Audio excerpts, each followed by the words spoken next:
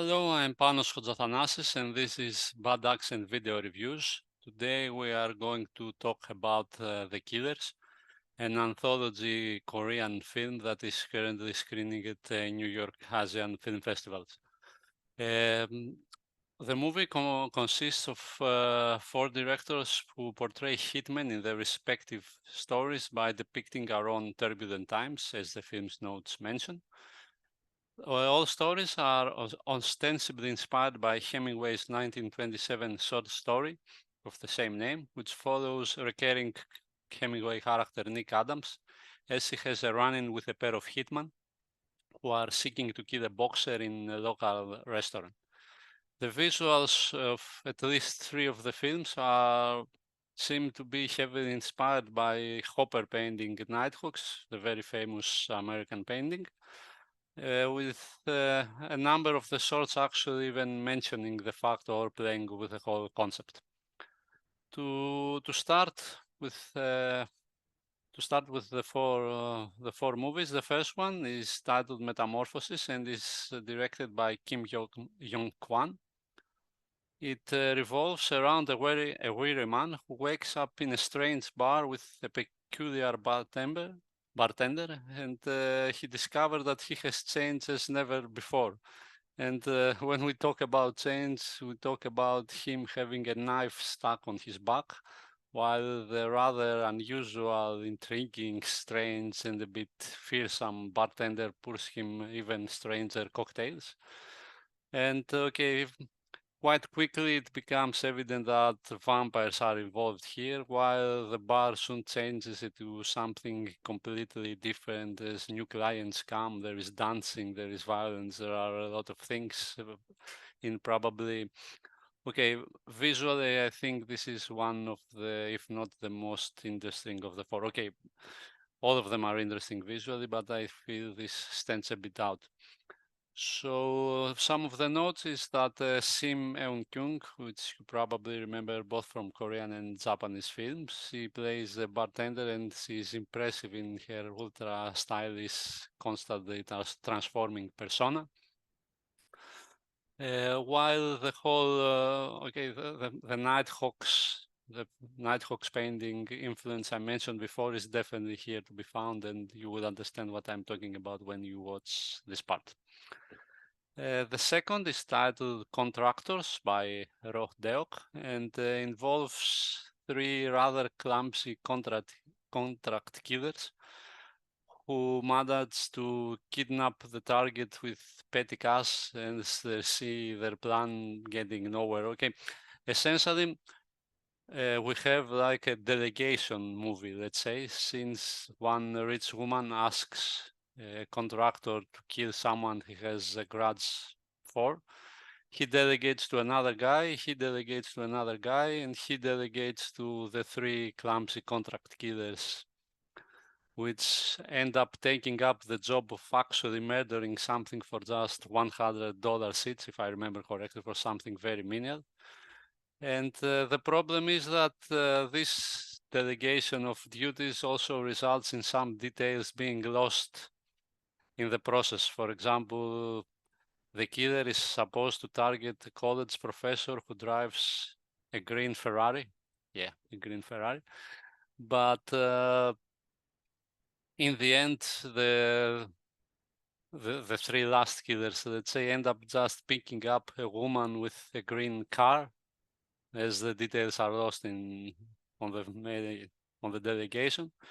The one who kidnapped is once more Shim Eun-kyung, who is even more impressive here in a more vocal role that has her desperately trying to convince them, her 3 potential killers, that they are doing a mistake.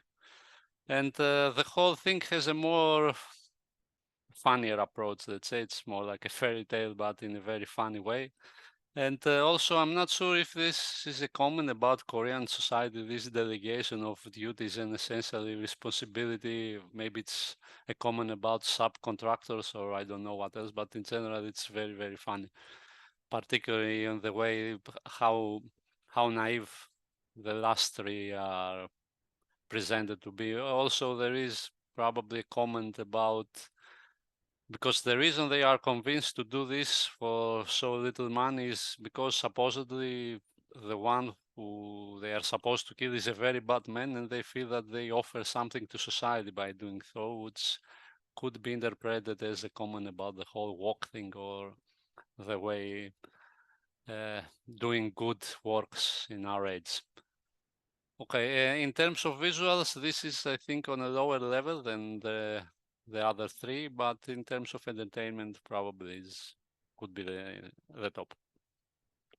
The third one is titled Everyone is Waiting for the Man by Chang Hang-jun, and takes place in the late 70s at an old bar run by an alluring mistress, where initially she's alone in the night in the bar, and a man who turns out to be a policeman gets in, and it turns out that along with his rather weird associate, they are stalking for a man with a Narcissus tattoo who is a cold-blooded killer that he's supposed to pass from that bar. Okay, the other cop, his assistant, a bit later he finds him about to masturbate with a nude magazine in the car, and a whole funny scene takes place after that. But the more the movie progresses, it moves into more crime and thriller territory as two more men appear in the bar also searching for the same guy, while a bloodthirsty killer also appears a bit later and violence takes over until there is a final showdown, which is a bit surprising between who are involved in that. Okay, this one is definitely the more violent and it has the more noir essence, I think. The detectives, the bar, the femme fatale, and whatnot, and it also reminds a lot of Quentin Tarantino's The Hateful Eight in the way it unfolds. The last part is called Silent Cinema, which is directed by Myung-Se, a veteran director. You probably remember him from The Duelist, Nowhere to Hide, and his debut, Gagman. Okay, this takes place in a dystopia during 79 in a supposedly underground city called the Diaspora, where two killers are looking for a faceless target and walk into a diner saying that the target will arrive at 6 o'clock. I would describe this one as a dystopian noir, with Lim Myung-se also implementing silent movie tactics. It's one of his trademarks, one could say. It was like that in Gagman, also the film I just mentioned. I felt that this has a lot of flair in terms of editing. There is some moments that remind of stop motion or something like that. There are weird cuts, and the way the actors present their roles is a bit weird. Again, violence takes over after a point, and I thought this is probably the most experimental among the four. It's a bit weird considering that Lim Myung-se, if I'm not mistaken, is the older one of the four directors. Also very interesting, very intriguing, but I felt that at some points he might have lost his sense of measure a bit, Lim Myung-se, and the movie moves into paths that seem excessive. Not to the point to ruin the essence the whole part leaves, but definitely an element of the downside. So as usually in omnibus films, the quality and the style changes, and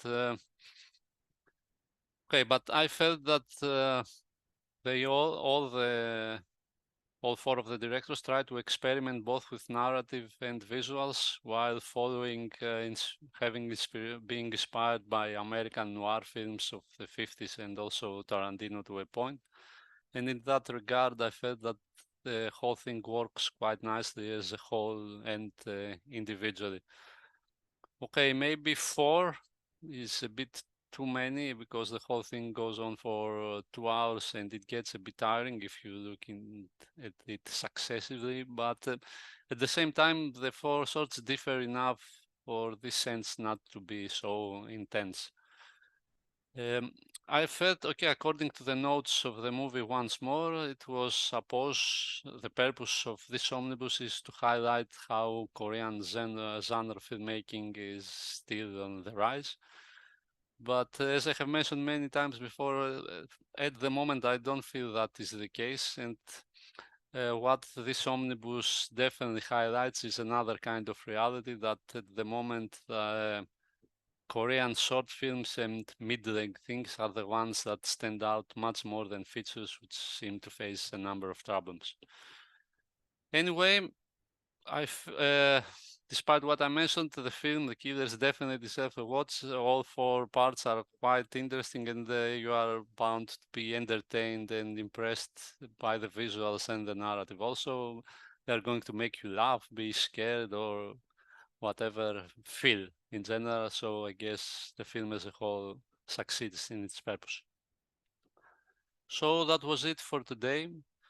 Thank you very much for watching this video, and if you like this review, please like and subscribe, and hope to see you soon again, probably tomorrow. Have a nice day.